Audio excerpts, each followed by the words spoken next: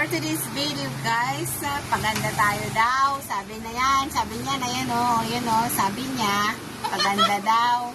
Magpapaganda daw tayo para naman maging hindi daw yung buhok ko ngarag.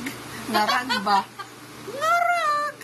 Ayan, ginugupit niya sa dulo ba? Pantay daw, pantayin natin. Ayan, update sa aking hair lalo. Pa-beauty tayo ngayon guys for today's vlog. Pa-beauty tayo ngayon ba? Para tanggal ng stress ba? Puros lang tayo. Work. Wala na akong time sa paganda. No filter yan. Baka sabihin nyo naka-filter. Bakit nga ba nilagay ni TikTok yung filter? Para gamitin yun. Ngayon kung mag-filter ako, diba? Ayan, walang filter yan. Naka-foundation na nito. Oh my God. It's a surprise. My hair is so. Pinagaganda niya ako. Alam mo ba, hindi ako prepare. Wala akong pambayad. Kaya tuloy ako ngayon magkakautang. O diba? Magkakautang lang naman ako. Tapos, papagandahin daw niya ako. Alam mo yan ang ko, best friend. Best friend in crime. Joke.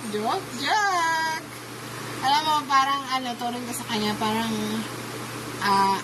more than blood sister. Kasi alam mo bakit guys?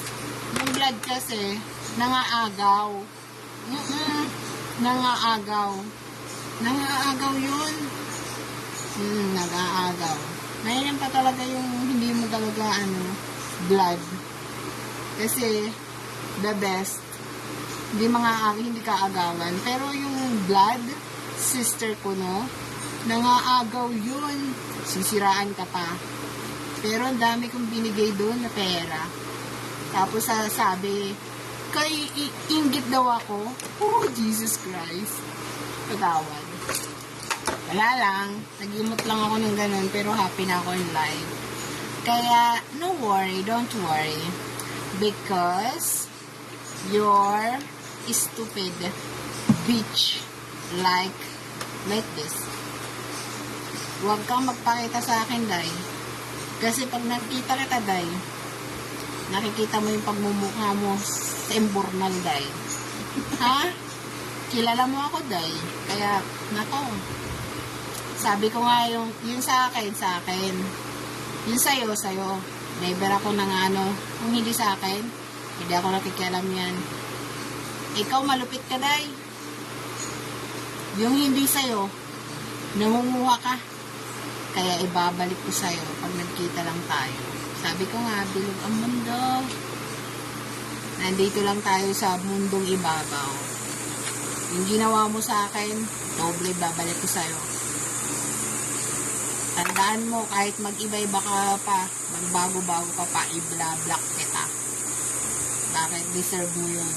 Ayaw ko ng mga plastic na nilalang. Update tayo sa aking buhok. Oh my God. Ganyan talaga yung vloggers. Nagbibideo.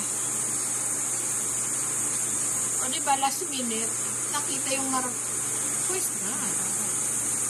Sino yan? Yung anak ko? Ayan, pinagaganda ako ng aking ng aking friend. Dapat pala kanina nag-update ako. Iyan ang inaalok mo sa akin diba? Kaso nakalimutan ko na yun, be. Ngayon nakita mo yung buhok mo. Tapos nakita ko yung buhok niya, guys. Tingnan mo, ang ganda. Para naman pinag-compare ko sa buhok ko. Para naman akong 10 anak. Yung yung buhok ko ba, parang hindi siya fresh. Parang naghihingalo. Parang sabi, uy, mawa ka naman, kumikita ka naman. Baka naman, pwede mo ako maganda. Kuripo talaga ako, guys, sa sarili mo. Ewan ko ba. Nangihinayang pa ako dun sa pera. Ewan ko ba? Kasi sa sarili ko, kuripot ako. Yung mga paganda-ganda na yan. Kasi yung katwiran mo, nasa bahay lang naman ako. Sa trabaho, gano'n. Pero may iba nakakita sa akin. Pero, itong best friend ko, sabi niya, ako, kailangan mo magpaganda yung buhok mo. Para fresh ka. O, diba? Hindi ko na sasabihin bakit ako nagpapa-fresh. Malalaman nyo na lang soon.